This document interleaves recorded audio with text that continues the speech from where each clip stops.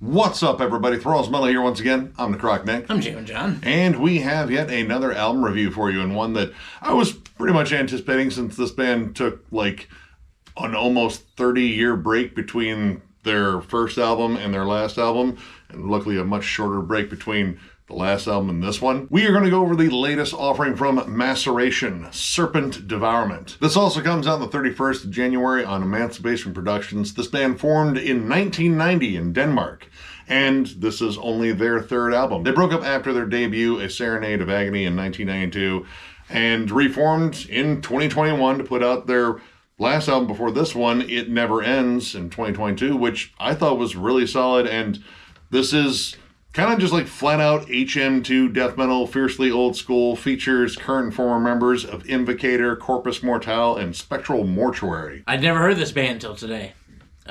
Nick said, I think you're going to like this. So I listened to it. That's where I was. On Spotify, when looking up bands that, are recommended if you like this band, I liked all the other bands that were recommended for this band, so I figured, fuck it, I might as well listen to it. I mean, we like our HM2 death metal here. It's true. It's just, that gnarly, sizzly, buzzsaw tone.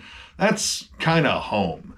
And pretty much, this is exactly what this band delivers. Hell, it even has Dan Swano doing the production, which Dan Swano was actually a member of this band, or at least a session member on their first album, though he was going by one of his many different names. It was Day Disrea or something like that. He did pretty much all the vocals on their first album, but he's just back in terms of just doing the production, which, yeah, no, it sounds good. It's Dan Swano production. I don't think I've ever heard a Dan Swano produced album where I went like, man, that sounds like shit. Right. His production will always be music to my ears. It doesn't actually really matter what the band is when it comes down to his production, because I'm just like, yeah, that sounds gross. And after a very creepy, atmospheric start with labored, groaning breaths and dripping stuff. It sounds very gooey and very evil right from the rip, and then you get into the title track, and once again, you get right into that HM2 tone, and all is right with the world.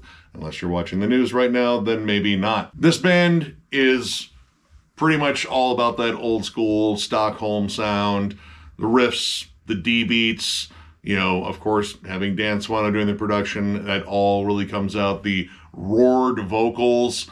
This is something that sounds like it could have been plucked out of Stockholm circa 1992. Yeah, very much Dismember and Entombed through and through, and it doesn't really deviate from that, and that's not a bad thing. That's always okay. It's very much that, and that carries on really throughout the entire record. This thing is packed full of very evil, very sinister tremolos, and those are dominating this record. By way of riffs are concerned, I don't think you can say riffs without including sinister tremolo. Dude, the harmonized tremolos are on point on here. They capture that evil, bleak sound. You also get a lot of very somber lead melodies to start, especially on Den of Misery. They're a little bit more akin to what you would hear on Death Doom albums, Paradise Lost, My Dying Bride. Kind of close to that in tone, but again, being played behind just chuggy, nasty HM2 death metal riffs. It kind of gives this a little bit of a different vibe, kind of closer to Dismember than Entombed, just because, Dismember is more known for a lot of their harmonies, which, surprisingly, for as heavy as that band is, they are fiercely melodic. And I could say that is definitely something on here. There's lots of elements of thrashy blast beats, and again, a little bit of that, kind of punky, crusty sound, but not as much as you'd expect from the earlier HM2 death metal stuff. A lot of that is kind of replaced by heavy double time grooves. Yep.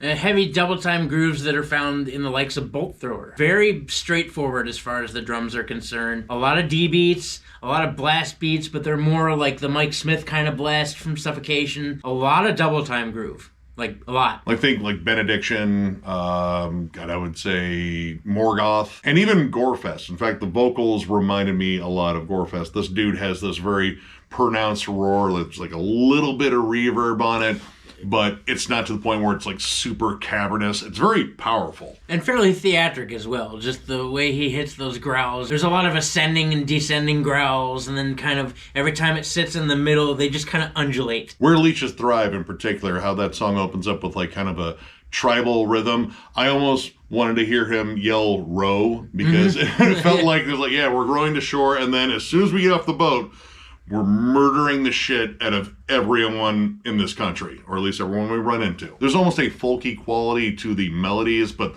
the drums kind of have this like war drum sort of like groove to them, and then it breaks into like blast beats, D beats, it gets way more aggressive, and of course it lays on tremolo harmonies.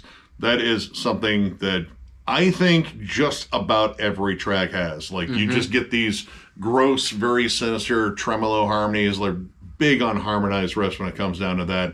Emptiness Embraced, I think, is possibly one of the biggest standouts because you literally kind of get a little bit of everything with that song. And it's very evil. Not that these tremolos across this record aren't evil sounding, but that one in particular, very evil, very sinister, very dark. And it even slows down a pinch more than most other songs do. And that breakdown in there is just simply gross. There's a lot more in the way of riff changes on that song. This album definitely has what I would call a holding pattern when it comes down to riffs. This song breaks it up a little bit, and the snarling, gross breakdown riff on there, it's just dripping with probably whatever started off this album, probably something slimy, probably something gross, but it works. It just sounds filthy and disgusting and lumbering like something crawling out of a wet tomb. It's really actually kind of close to doom. Like death doom. Whatever is crawling out of that tomb is coming for you. But it's coming slow. You got a little bit of time to run, but if you don't run, you're dead. And then sometimes, not too often, but sometimes this record is just flat out aggressive. On the song Revolt the Tyrant Dream, first of all, the riff that opens up that song, I think it's one of the best riffs on this whole record.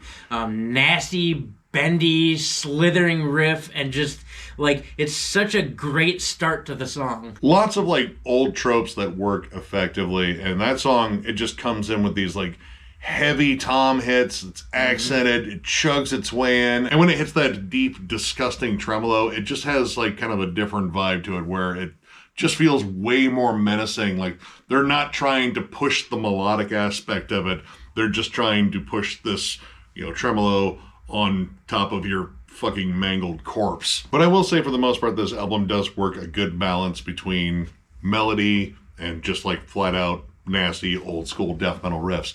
But it does start to push more towards like just the straight up meat potatoes riffs as this album goes on. And as this album went on, honestly, it started to get maybe a little monotonous.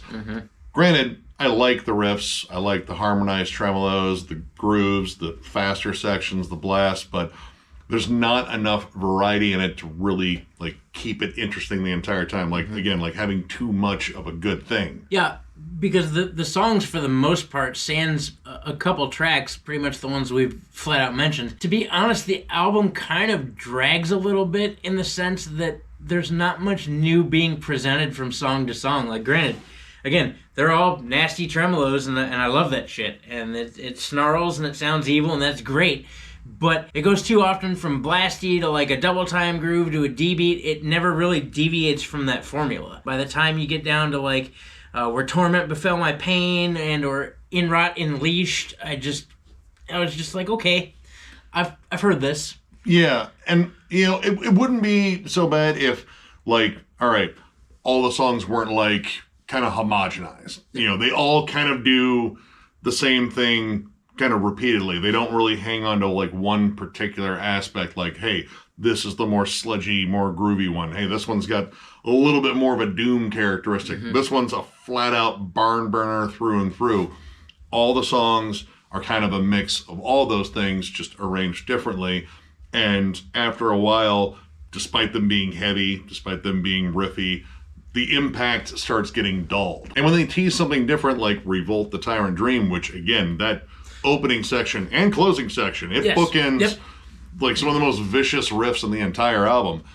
When it teases that and then kind of goes into what I would call kind of cruise control, it again kind of takes away from it. Like, man, I was kind of hoping you would stick with just that sort of tempo for a while. Yeah, you had the chance to do something different because you set the song up different. Like, that song, most notably, I think is set up different from every other song on there. Like that riff hits and you're just like, oh dude, here we go. And then right into the middle lane of traffic, just you're there. You're just cruising along, like, you know.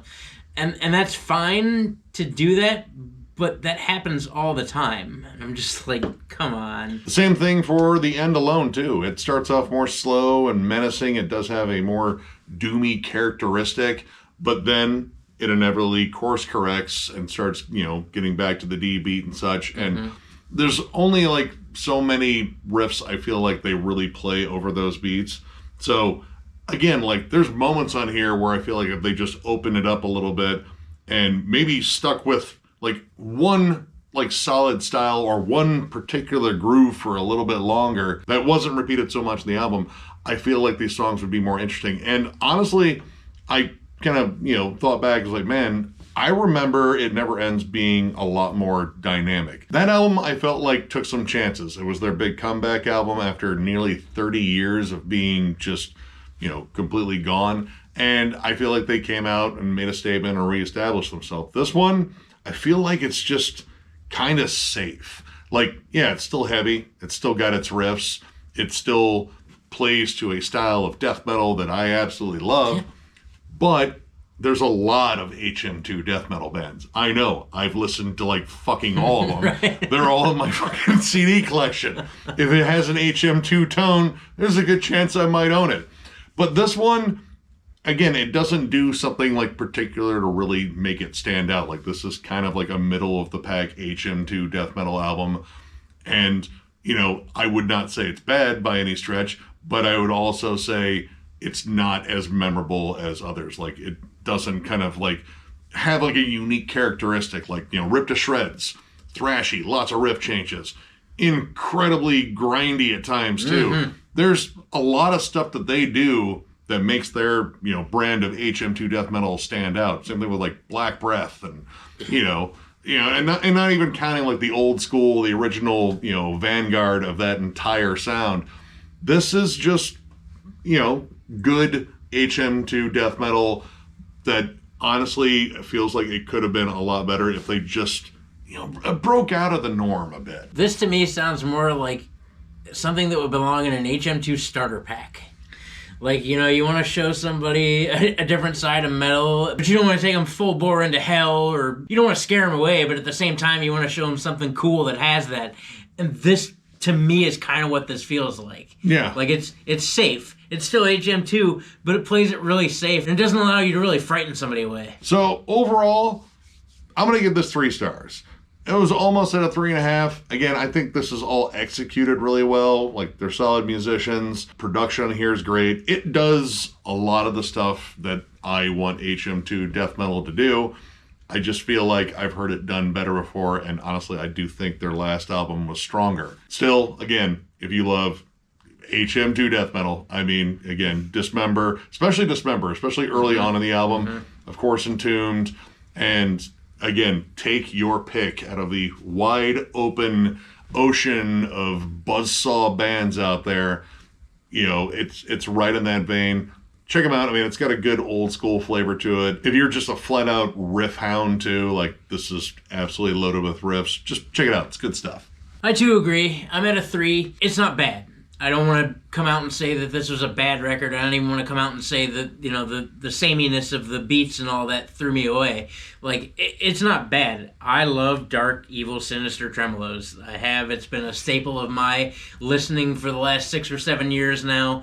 That HM2 tone, both of us are HM2 sluts, and this is full of that, and I love it. There are a few songs that stand out from the rest of the pack that are unique in their own right, mostly for either the presentation of melody or the fact that some of it is just simply more evil and sinister than the rest, and like, I love that. Revolt the Tyrant Dream, again, that riff is a standout for sure on this entire record. It's awesome. I agree that this record just kind of falls in the middle of the pack as far as just a solid HM2 death metal band. There's nothing so far off the beaten path where you really couldn't play this for someone that wanted to get into HM2 bands. Like, it's just pretty much straightforward. It's riffy, it's got great melodies and great harmonies, but they need to switch it up a little bit. Just switch up your groove a little bit. You know, this isn't tech death. I understand what this is.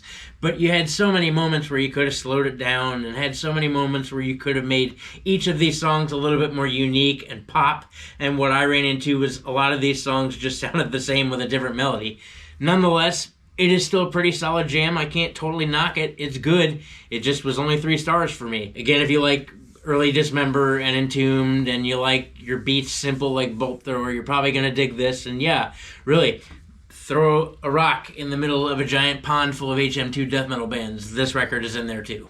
So, if you enjoyed this review, give it a thumbs up. And if you are new to the channel, subscribe, because we do stuff like this all the time. We also offer memberships. They're only 99 cents, and we do a members-only live stream every now and then. We're actually working on another one here relatively soon. The memberships are the new way to support the channel if you would like. We also still have our store, thrallsofmetal.com. That is linked down below. That's where our shirts and hats are.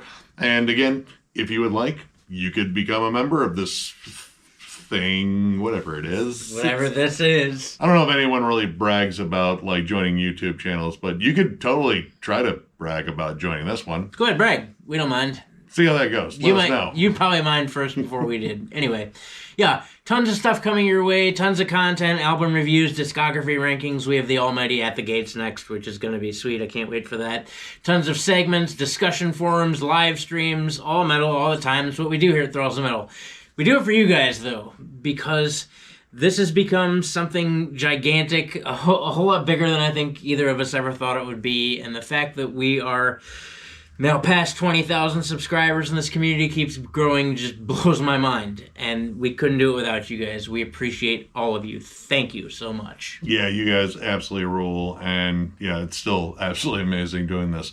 Tons of content coming your way. So one more big thank you, because you guys are awesome. And we will catch you later.